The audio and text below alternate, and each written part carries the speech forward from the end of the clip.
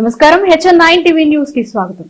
నెల్లూరు నగరంలో జరిగిన రా కదలిరా బహిరంగ సభకు హాజరై తిరుగు ప్రయాణంలో నెల్లూరు దొడ్ల డైరీ సమీపంలో జరిగిన రోడ్డు ప్రమాదంలో పాత వెల్లంటికి చెందిన జువ్వల సీనయ్య మృతి చెందడంతో నెల్లూరు రూరల్ ఎమ్మెల్యే కోటంరెడ్డి శ్రీధర్ రెడ్డి మంగళవారం ఉదయం బాధిత కుటుంబం వద్దకు వెళ్లి ఓదార్చారు.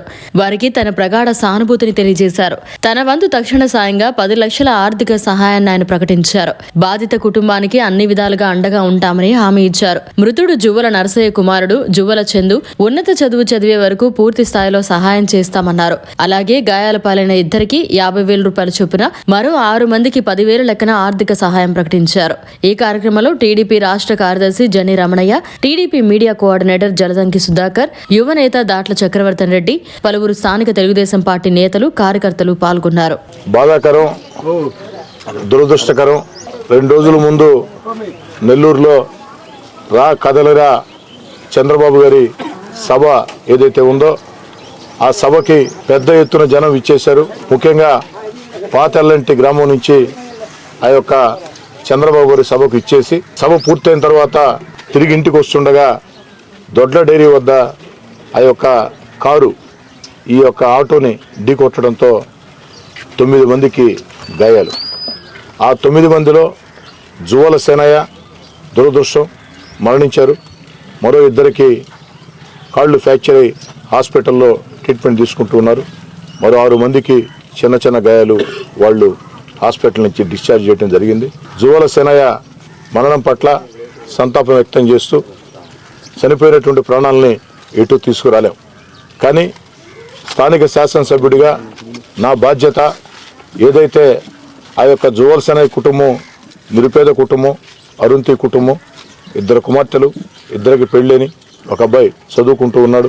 అందుకే ఆ యొక్క జువ్వల సేనయ్య కుటుంబానికి నా వంతుగా 10 లక్షల రూపాయలు ఆర్థిక సహాయం అందిస్తానని చెప్పి ప్రకటించారు. అంతేకాకుండా ఏదైతే 2కి కాళ్ళు ఫ్రాక్చర్ అయి హాస్పిటల్లో ఉన్నారో వారిద్దరికీ చెరో 50,000 రూపాయలు నా వంతు బాధ్యతగా హాస్పిటల్ ఖర్చులకి సంబంధం లేకుండా హాస్పిటల్లో బొల్లేన్ హాస్పిటల్లో చేర్పించడం జరిగింది. వారికి కావాల్సినటువంటి వైద్య పరీక్షలన్నీ బొల్లేన్ హాస్పిటల్లో చేస్తారు అని దానికి సంబంధం లేకుండా వారు కొంతకాలం పాటు ఇంటి పట్టునే ఉండాల్సిన పరిస్థితి ఉంటుంది. కాబట్టి ఆ తీవ్ర గాయాలు తగిలి 2కి చెరో 50,000 రూపాయలు.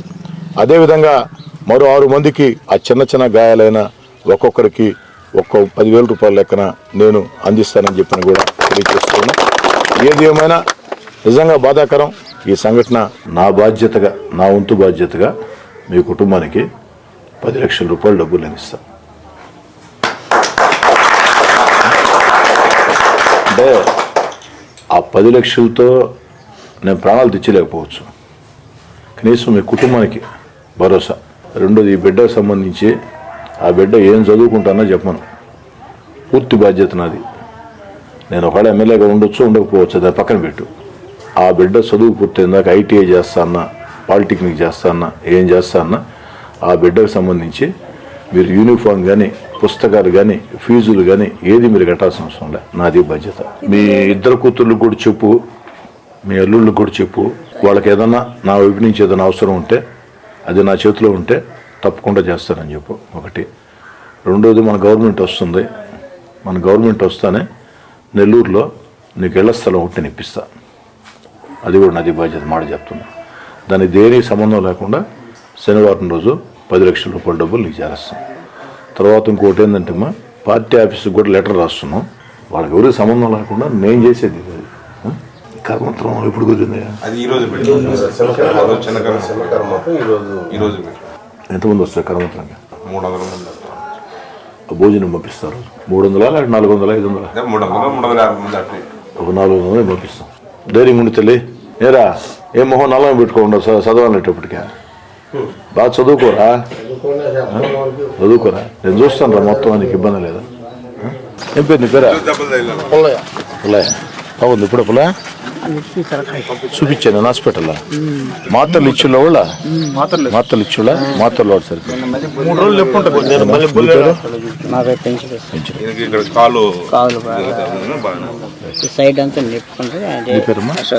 నీకేం చెప్పమ్మా? ఇంట్లో తెల్లగుడ్డ చెట్లు నడుము చూపి ఏం చెప్పారు ఇప్పుడు? వారం తర్వాత మళ్ళా కనబడుతున్నాడు. సర్జరీ అవసరం అయితే చూద్దాం. నీకు దెబ్బలు తగ్గిందా? అట్టే ఉందా? లైట్గా నిప్పులో ఉంది.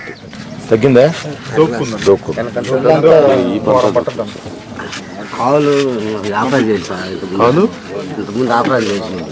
చూడు, తేడా వస్తే చెప్పు, ఫోన్ చేయ. ఏనా మీరు? నేను కూడా బండి ఉండి పడి పై దెబ్బలు సైలెంట్ పెంచలేము.